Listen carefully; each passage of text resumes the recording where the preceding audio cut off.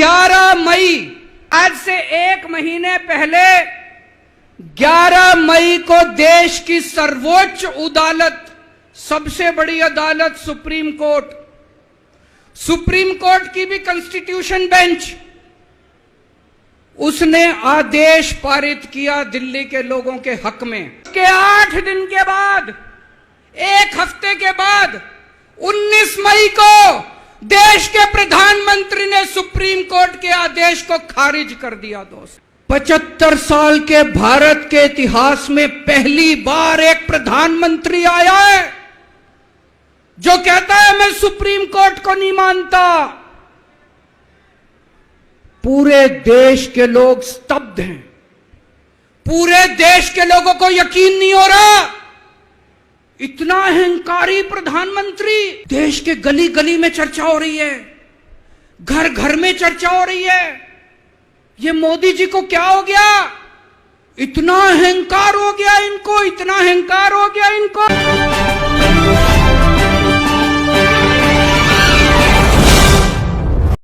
आपके बीच में हाजिर अजीज दिल्ली के लोकप्रिय मुख्यमंत्री अरविंद केजरीवाल जी और पंजाब के लोकप्रिय मुख्यमंत्री भगवंत मान जी, आपके बीच में जोरदार तालियों से स्वागत कीजिए। हिंदुस्तान के दिल की धड़कन, दिल्ली के मुख्यमंत्री, पंजाब के मुख्यमंत्री आपके बीच में है। एक्टिव इंडिया में आपका हार्दिक स्वागत है। मैं शंकर धीमा। आज दिल्ली के रामलीला मैदान में आम आदमी पार्टी की एक ऐतिहासिक रैली हुई। करीब 1 लाख से भी ज़्यादा लोगों ने बढ़ चढ़कर भाग लिया। दिल्ली से ही नहीं, पंजाब, हरियाणा और राजस्थान से भी कार्यकर्ता वहाँ पर पहुँचे। मुख्य रूप से दिल्ली के मुख्यमंत्री अरविंद केजरीवाल, पंजाब के मुख्यमंत्री सरदार भगवंत मान और पूरी कैबिनेट दिल्ली की वहाँ पर पहुँची। पूर्व सांसद कपिल सिब्बल भी वहाँ पहुँचे। आम आदमी पार्टी के वरिष्ठ नेताओं ने वहाँ पहुँचकर पार्टी के मान सम्मान के साथ अपने कार्यकर्ताओं के साथ वहाँ पहुँचे। विधायक दल के नेता भी वहाँ पहुँचे। ब्रिजवासन के विधायक भूपेंद्र सिंह जून, ककरौला के विधायक गुलाब सिंह और पालम की विधायिका भावना गौड़ भी वहाँ पर पहुँची। और अरविंद केजरीवाल ने सीधे तौर पर केंद्र सरकार और मोदी सरकार पर जमकर निशाना साधा और उन्होंने साफ तौर पर कह दिया कि मोदी सरकार तानाशाही सरकार है, वो तो सुप्रीम कोर्ट को भी नहीं मानती है, जनता की भला कैसे कर सकती है और भलाई के लिए काम करने के लिए फील्ड में उतरना होता है। लेकिन ये सरकार तो अपने सांसदों की मनमानी के हिसाब से आगे बढ़ रही है। जिसको चाहे उनको मारते हैं, जिनके चाहे उनके घर में सीबीआई भेजते हैं, ईडी भेजते हैं और ये सब ज़्यादा दिन चलने वाला नहीं है।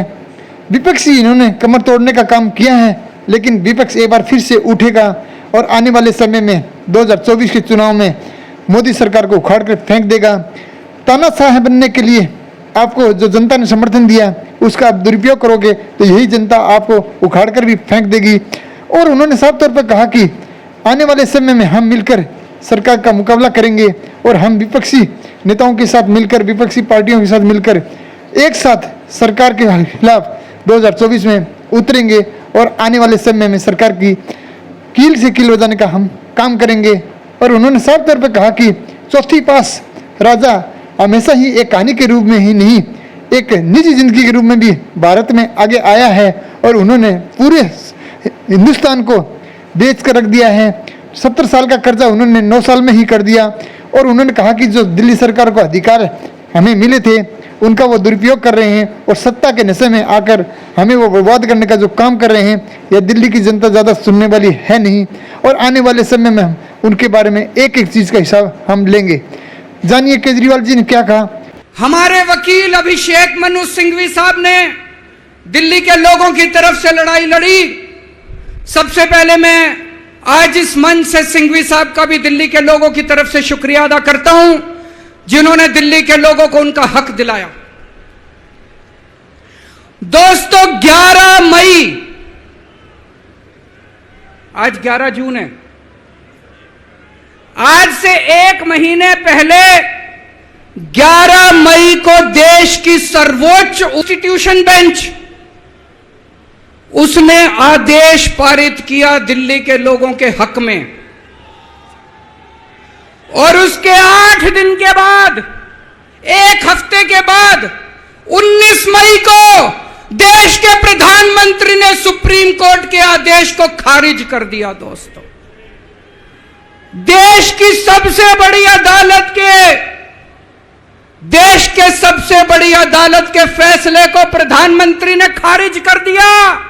प्रधानमंत्री कहते हैं मैं सुप्रीम कोर्ट को नहीं मानता। 75 साल के भारत के इतिहास में पहली बार एक प्रधानमंत्री आया है जो कहता है मैं सुप्रीम कोर्ट को नहीं मानता। पूरे देश के लोग स्तब्ध हैं। पूरे देश के लोगों को यकीन नहीं हो रहा, इतना अहंकारी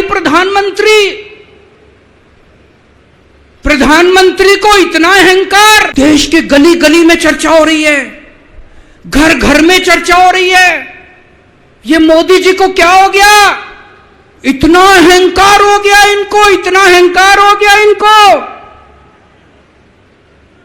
दोस्तों, देश के अंदर अब जनतंत्र खत्म हो रहा है। इसी को तानाशाही कहते हैं, इसी को हिटलर शाही कहते हैं, जनतंत्र खत्म होना कहते हैं।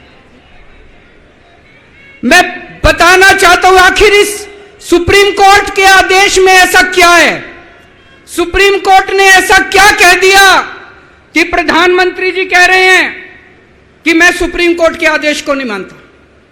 सुप्रीम कोर्ट ने अपने आदेश में बोला कि भारत एक जनतंत्र है, भारत में जनता सुप्रीम है, जनता अपनी सरकार चुनती है, उस सरकार को जनता के काम करने का पूरा अधिकार होना चाहिए। दिल्ली में भी लोग सरकार चुनते हैं, दिल्ली की सरकार को भी, जिस भी सरकार को दिल्ली के लोग चुनते हैं, चाहे इस पार्टी की सरकार हो चाहे उस पार्टी की सरकार हो। सुप्रीम कोर्ट ने कहा कि जो भी सरकार दिल्ली के लोग चुनते हैं, जनता सुप्रीम है, दिल्ली की जनता सुप्रीम है, उस सरकार को काम करने का अधिकार होना चाहिए। मैं आपसे पूछना चाहता हूं, क्या सुप्रीम कोर्ट ने गलत बोला? क्या प्रधानमंत्री को सुप्रीम कोर्ट का आदेश मानना चाहिए? मोदी जी कहते हैं मैं सुप्रीम कोर्ट का आदेश नहीं मानता। मोदी जी ने अध्यादेश पारित कर दिया और सुप्रीम कोर्ट के आदेश को खारिज कर दिया। मोदी जी का अध्यादेश क्या कहता है? प्रधानमंत्री जी ने यह जो अध्यादेश पारित किया, यह क्या कहता है?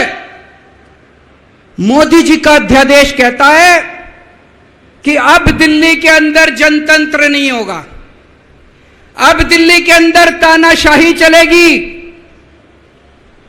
अब दिल्ली के अंदर जनता सुप्रीम नहीं है, अब दिल्ली के अंदर एलजी सुप्रीम होगा। अब दिल्ली के अंदर चाहे जनता जिसको मर्जी वोट दे, चाहे जनता जिसकी मर्जी सरकार बनाए, प्रधानमंत्री जी कहते हैं सरकार तो मैं ही चलाऊंगा, मेरी तानाशाही चलेगी। अब जनता सुप्रीम नहीं है, जनता की नहीं चलेगी, जनता की सरकार की नहीं चलेगी। प्रधानमंत्री जी कहते हैं एलजी के जरिए मैं सरकार चलाऊंगा। 26 जनवरी 1950 को हमारे देश का संविधान लागू हुआ। बाबा साहब अंबेडकर ने संविधान बनाया। बाबा साहब अंबेडकर ने अपने संविधान में लिखा कि इस देश के अंदर जनतंत्र होगा, जनता सुप्रीम होगी। आज प्रधानमंत्री जी ने भारत के संविधान के परखच्चे उड़ा दिए। प्रधानमंत्री जी ने भारत का संविधान बदल दिया। प्रधानमंत्री जी कहते हैं अब जनता सुप्रीम नहीं होगी, अब एलजी सुप्रीम होगा। जनता सुप्रीम नहीं होगी, अब प्रधानमंत्री सुप्रीम होगा। प्रधानमंत्री जी कहते हैं अब दिल्ली की जनता की वोट की कोई कीमत नहीं होगी। यह तो सरासर अपमान है दिल्ली के लोगों का। प्रधानमंत्री जी कहते हैं दिल्ली की जनता जिसको मर्जी वोट दे, उस वोट की कोई कीमत नहीं है। दोस्तों, ये बीजेपी वाले रोज मेरा अपमान करते हैं, मेरे को गालियां देते हैं, गंदी गंदी गालियां देते हैं। मेरे को अपने मान और अपमान की कोई चिंता नहीं है। मैं कोई परवाह नहीं करता, मैं इनको वापस गाली नहीं देता, मेरे को गाली गलौज नहीं करनी आती, मेरे संस्कार नहीं सिखाते, मैं 24 घंटे अपने काम में व्यस्त रहता हूं, मेरे को काम से मतलब है। आप लोगों ने मेरे को इतना मौका दिया, इतनी जिम्मेदारी है, 24 घंटे काम करता हूं। ये लोग मेरे को जितनी मर्जी गाली दे लें, लेकिन इस बार इन लोगों ने आपका अपमान किया है, आपकी वोट की कीमत, आपका वोट का अपमान किया है। यह मैं बर्दाश्त नहीं कर सकता, आपके अपमान को मैं बर्दाश्त नहीं कर सकता, इसको किसी हालत में नहीं होने देंगे। दिल्ली के लोगों के वोट का जो इन्होंने अपमान किया है, मोदी जी ने तमाचा मारा है दिल्ली के लोगों को, इसको बर्दाश्त नहीं कर सकते। इसको ठीक करा के रहेंगे, इस अध्यादेश को खारिज करा के रहेंगे, सुप्रीम कोर्ट के आदेश को पालन करा के रहेंगे। करेंगे कि नहीं करेंगे?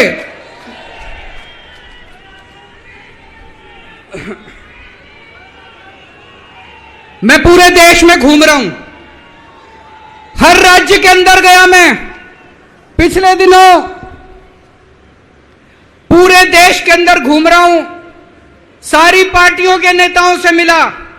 मैं आपको दिल्ली के लोगों को बताना चाहता हूं, देश के सारे लोग आपके साथ हैं। आप ये मत समझना आप अकेले हो, 140 करोड़ लोग आपके साथ हैं। वेस्ट बंगाल के लोग आपके साथ हैं, तमिलनाडु के लोग आपके साथ हैं, केरला के लोग आपके साथ हैं, महाराष्ट्र के लोग आपके साथ हैं, बिहार के लोग आपके साथ हैं, उत्तर प्रदेश के लोग आपके साथ हैं, मध्य प्रदेश के लोग आपके साथ हैं। 140 करोड़ लोग मिलके इस अध्यादेश का विरोध करेंगे, जनतंत्र को बचाएंगे दोस्तों।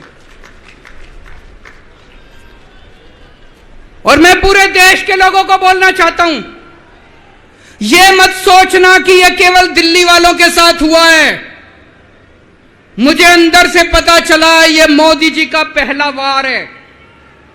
ऐसा ही अध्यादेश, जो अध्यादेश आज दिल्ली में पारित किया गया, जिस अध्यादेश के जरिए दिल्ली वालों की ताकत खत्म कर दी गई, इस अध्यादेश के जरिए, जिस अध्यादेश के जरिए दिल्ली के अंदर आज तानाशाही लागू की जा रही है, कल यही अध्यादेश राजस्थान के लिए लाया जाएगा, कल यही अध्यादेश पंजाब के लिए लाया जाएगा, कल यही अध्यादेश मध्य प्रदेश के लिए लाया जाएगा, कल यही अध्यादेश महाराष्ट्र के लिए लाया जाएगा।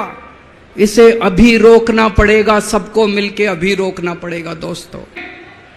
चारों तरफ भ्रष्टाचारी भ्रष्टाचार फैला हुआ है, इनको समझ ही नहीं आ रहा भ्रष्टाचार दूर कैसे करें।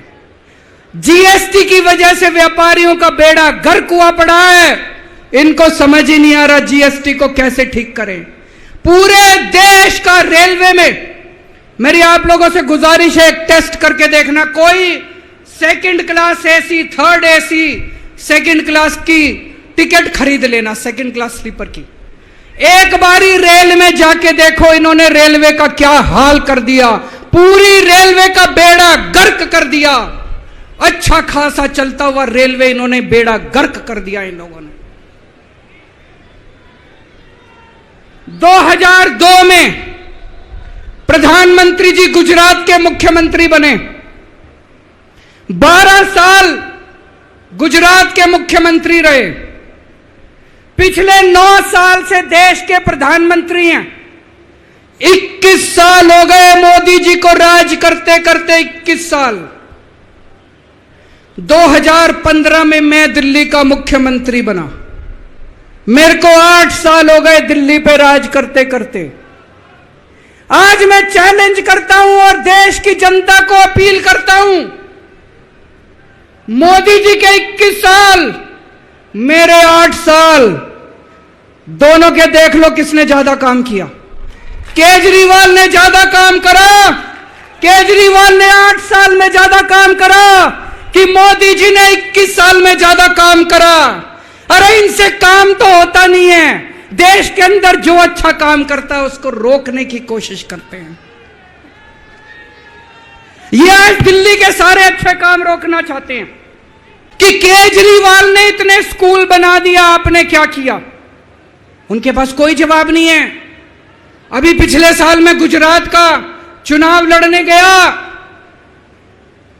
वहां पे हर आदमी, गुजरात के हर आदमी के मुंह पे था, अरविंद जी आपने स्कूल इतने अच्छे कर दिए, आपने दिल्ली में स्कूल बच्चों की शिक्षा इतनी अच्छी कर दी, तो एक दिन प्रधानमंत्री जी ने सोचा कि मैं भी जाके स्कूल में फोटो खिंचवाऊंगा। पूरे गुजरात में ढूंढने से उनको एक स्कूल नहीं मिला जिसमें मोदी जी फोटो खिंचवा ले। एक स्कूल, 30 साल से गुजरात में बीजेपी की सरकार है, एक स्कूल नहीं मिला। इनको एक स्टूडियो के अंदर टेंट लगा के एक क्लास, फर्जी क्लास बनानी पड़ी। 10 बच्चे बुलाए, डेस्क लगाए, वहां पे मोदी जी एक बच्चे के साथ बैठे और उन्होंने फोटो खिंचवाई।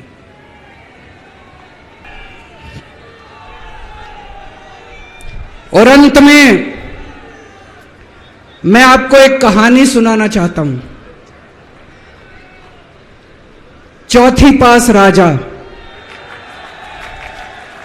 किस किसने सुनी है ये कहानी? इस कहानी का महात्म्य है कि इस कहानी को जितनी बार सुनोगे, जितनी बार सुनाओगे, उतनी भगवान की कृपा आपके परिवार के ऊपर बरसेगी। इस कहानी का जितना प्रचार प्रसार करोगे, उतना देश की तरक्की होगी, उतना समाज की तरक्की होगी। तो जिन लोगों ने कहानी सुनी है वो भी बड़े ध्यान से दोबारा सुनना, अच्छे से सुनना और इसका खूब प्रचार प्रसार करना। यह कहानी एक राजा की है, एक चौथी पास राजा की कहानी है, एक अहंकारी राजा की कहानी है, एक भ्रष्टाचारी राजा की कहानी है। आप लोगों ने राजा और रानी की कई कहानियां सुनी होंगी। इस कहानी में राजा तो है, रानी नहीं है।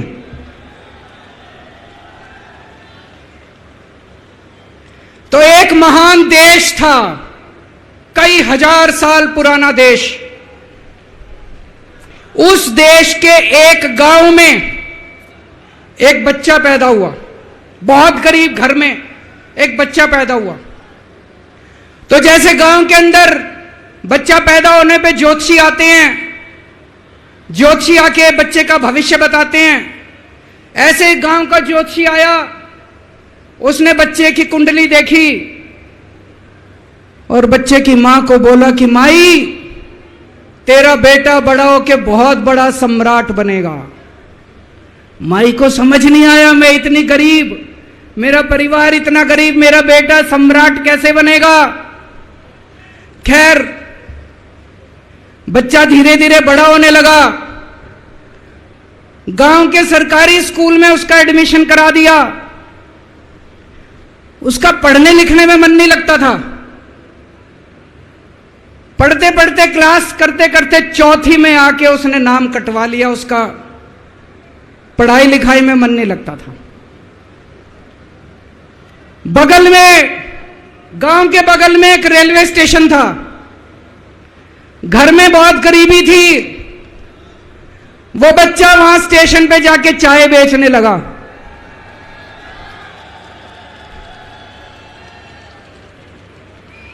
चाय बेच के अपना गुजारा करता था। वो भाषण बहुत अच्छा देता था, बचपन से ही बड़ा अच्छा भाषण देता था।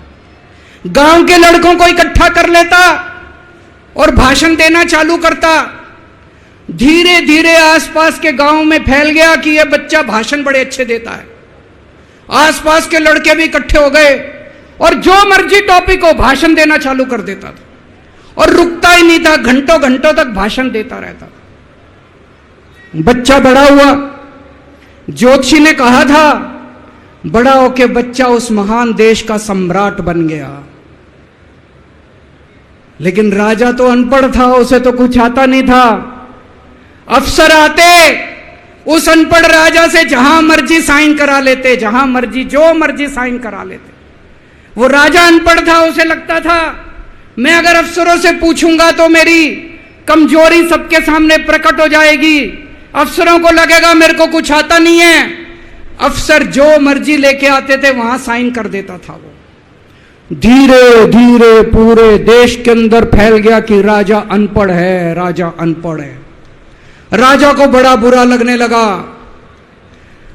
तो राजा ने कहीं से एक फर्जी डिग्री का जुगाड़ कर लिया, एक फर्जी डिग्री का जुगाड़ कर लिया, एमए की डिग्री का।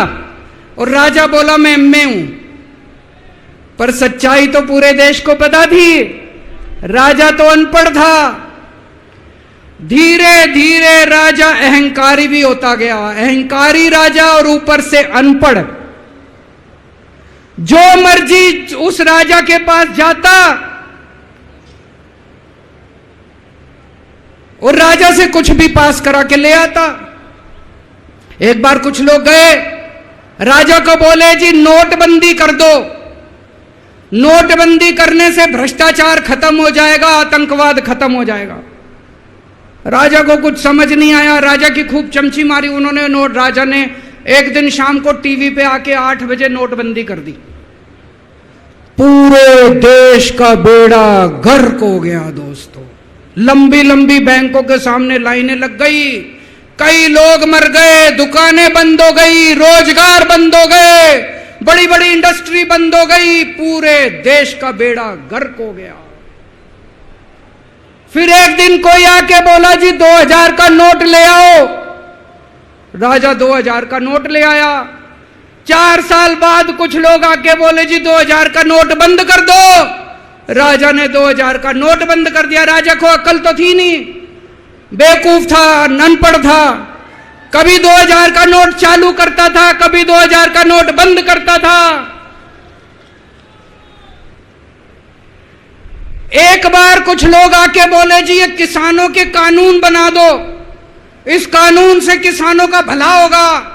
राजा ने कानून बना दिए, पूरे देश के किसान सड़कों पे उतर आए। 750 किसान मर गए आंदोलन में, और 1 साल के बाद राजा को वो तीनों कानून वापस लेने पड़े। एक बार उस देश के अंदर बहुत बड़ी महामारी फैल गई, चारों तरफ महामारी फैल गई, लोग मरने लगे। किसने आके बोला जी थाली बजवाओ तो देश ठीक हो जाएगा। तो राजा ने पूरे देश में थाली और चम्मच बजवा दिए। महामारी तो नहीं बची, महामारी तो फैली रही।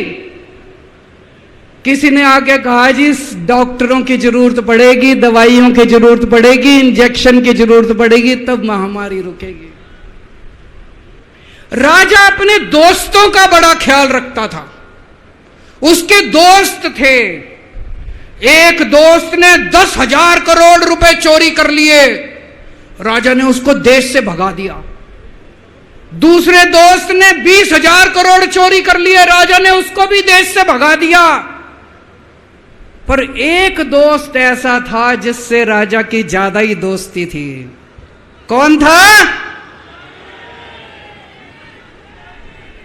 उसको उन्होंने सारे एयरपोर्ट बेच दिए, सारे जहाज बेच दिए, सारे सीपोर्ट बेच दिए, उन्होंने आसमान बेच दिया, जमीन बेच दी राजा ने, खदानें बेच दी। उस दोस्त पे राजा मेहरबान था।